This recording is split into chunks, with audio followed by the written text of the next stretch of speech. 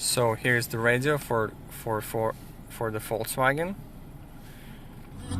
You have radio, all the steering button controls is working, you can switch stations, the reverse is working.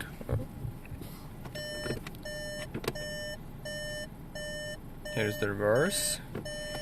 Also you got GPS, Google Maps with this radio, but you need to have internet, you need to share the hotspot. So you got the radio, you can listen music from the Bluetooth if you connect your phone. You also can watch YouTube, but you need to connect to hotspot. So Google Maps, you can download anything from Play Store. You can listen music from USB. One USB is over here, and another 2 USBs is over here.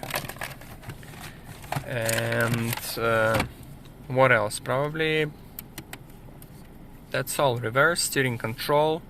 We also installed dedicated microphone, so the quality of the sound is on high level. Pretty that's it.